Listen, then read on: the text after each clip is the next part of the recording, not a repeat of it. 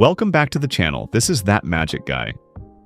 Today I'm going to show you a powerful card trick that looks completely impossible, and which also includes a free thought of card. Stick around because this one ends with a miracle you'll want to perform immediately. I start by bringing out a deck of cards and ask you to shuffle it thoroughly. You can shuffle as many times as you like, overhand, riffle, however you're comfortable, until you're completely satisfied that the cards are mixed. Once you're done, I take the deck back and casually spread the cards face down across the table in a wide ribbon. I tell you to take your time and simply touch any card that feels right. You slide one card out of the spread and take a look at it. I never look at the card. Even right now, I am genuinely looking away. I just ask you to remember it. Then I ask you to place your card directly on top of the deck and cut the deck anywhere you want. You cut once, maybe twice.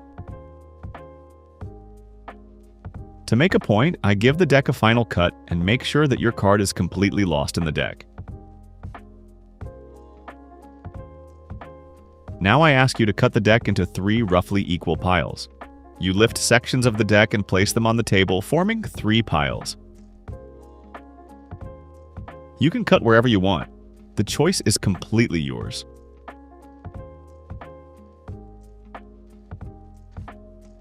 I then ask you to place your hands on any 2 piles. Without hesitation, you place your hands down, locking in 2 piles of your choice.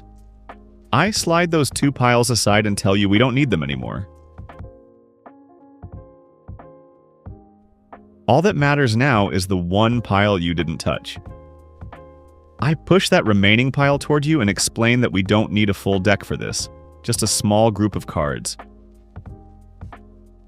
At this point, I slow things down and recap what's happened so far. You chose a card freely, you shuffled the deck, you cut the deck, you divided the cards into 3 piles and eliminated most of the deck yourself.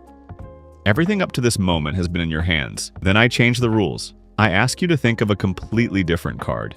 Any card at all, but not the one you originally chose. You don't touch a card, you just think of one. Let's say for this performance, you settle on something totally random, like the 9 of Hearts. I remind you that this card exists only in your mind and nowhere else. Even the magician at this point does not know either the card they are thinking of. I explain that we're going to perform a simple ritual.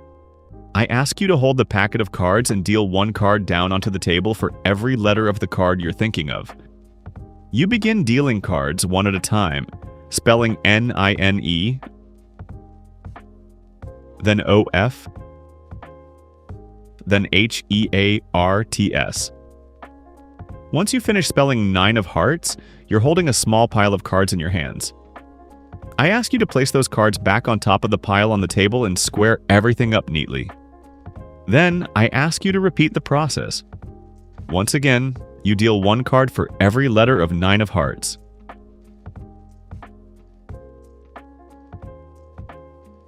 When you're done, you place the cards back on top and square the pile. I pause for a moment and then ask you to do it 1 final time. For the 3rd time, you deal cards for every letter of 9 of Hearts, following the same ritual.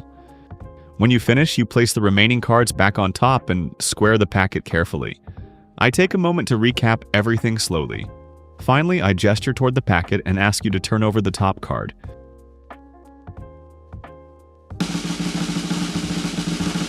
You flip it face up, and every single time it's your original card. The one you chose before the shuffles, before the cuts, before the piles, before the ritual, and before you even thought of a second card. That's the moment. That's where the reactions hit. Alright, now let's break this down step by step. There are actually 2 ways you can approach this trick, but I'm going to start with a completely self-working structure first. The only real work happens in the beginning, and once that's done, the rest runs on its own. To begin, you let the spectator shuffle the deck thoroughly. Then you spread the cards and allow them to freely select any card. This choice is genuinely random. While they are looking at their card and memorizing it, this is where you secretly do your only preparation. As you square up the deck, take a quick peek at the bottom card. Just glance at it and lock it into memory. This will be your key card. Place the square deck on the table and ask the spectator to place their selected card on top. Then tell them to cut the deck anywhere they like. What this does is extremely important. When they cut the deck, their selected card ends up directly next to your key card. It doesn't matter how many times they cut. Those two cards will always stay together as a pair. To casually learn their card, simply spread the deck face up under the pretense of showing that everything is mixed. When you locate your key card, the spectator's selection will be immediately to its right. Once you see it, you now know their card.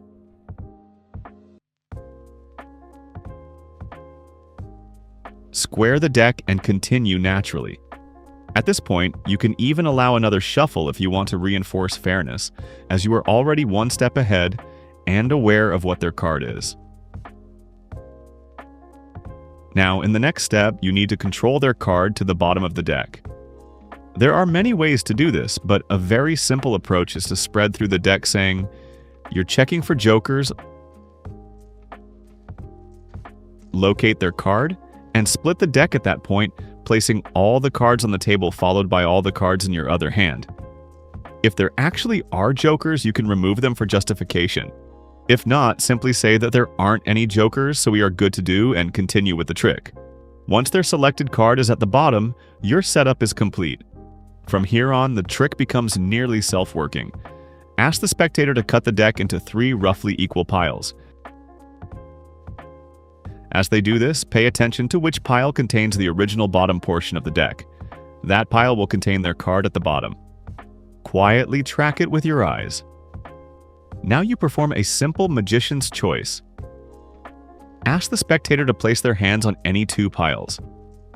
After they do, 2 scenarios can happen. Like in the performance, if they place their hands on 2 piles that do not contain the selected card, simply discard those 2 and say you'll use the remaining pile because you don't need that many cards. If instead they place their hands on the pile containing the selection in one other pile, discard the untouched pile and proceed by asking them to push one of the 2 remaining piles toward you. If they push you the correct pile, the one with their card, you keep it and ask them to discard the other one. If they push the other one, you say perfect. We'll use the one you've been protecting the entire time. Either way, the goal is simple. End with the pile that has their selected card at the bottom. Once you're down to 1 packet and their card is secretly at the bottom, the hard work is done. From the spectator's perspective, everything has been completely fair. They shuffled, they cut, they eliminated piles. Every step felt like their decision. Now comes the mathematical principle that makes the ending so powerful. Ask them to think of any other card. It genuinely does not matter which card they think of. The key is the spelling ritual. Have them hold the packet and deal 1 card for every letter of the card they are thinking of. For example, if they think of 4 of clubs, they deal 1 card for F-O-U-R, then O-F, then C-L-U-B-S. After spelling it completely, they place the remaining cards in their hand back on top of the dealt pile. Then they repeat the exact same spelling process 2 more times. This works because of a subtle mathematical positioning principle. When you start with their selected card at the bottom of a packet and perform this exact spelling procedure 3 times, that bottom card will inevitably rise to the top. It does not matter which card they spell. The number of letters will vary, but the structure guarantees the outcome. After the 3rd spelling sequence, the original bottom card becomes the top card every single time. That means the moment they turn over the top card, it will be their original selection. No force, no estimation, no adjustments. It works automatically as long as you repeat the spelling process 3 times. Now before I wrap up, let me show you the second way. The card control I personally prefer for bringing the selection to the bottom. This is not required for the trick, but it's clean and convincing. Spread the deck and have them select a card. Once they've seen it, cut the deck roughly in the middle and ask them to place their card into the break. Then dribble the cards from your right hand into your left hand. But here's the key. As you dribble, start from towards you and continue dribbling towards the spectator. When the dribble finishes, you'll naturally retain a small edge right above their card.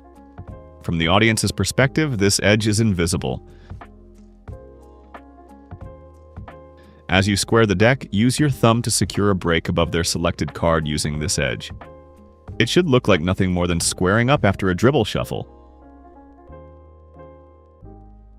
Once you have that break, casually cut small packets from the top to the table while talking.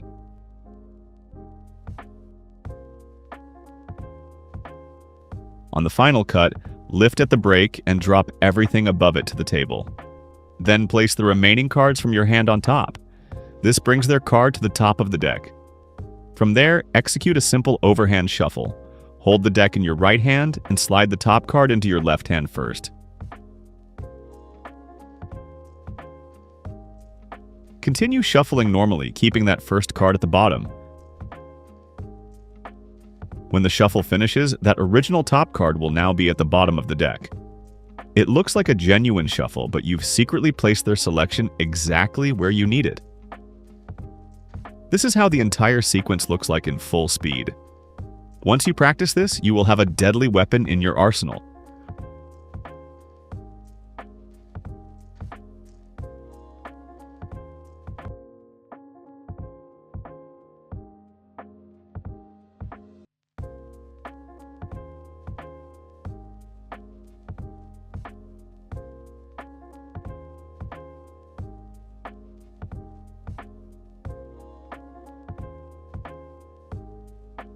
Once their card is on the bottom, everything else is automatic. That's the entire method. A simple keycard principle, a bit of magician's choice, and a beautiful mathematical ending that feels completely impossible. And the best part? After the initial control, the trick practically runs itself. If you enjoyed this trick and learned something new, make sure to hit that like button and subscribe for more powerful magic every week. Your support really helps the channel grow and keeps the magic coming. This is That Magic Guy signing off, and until next time, stay magical.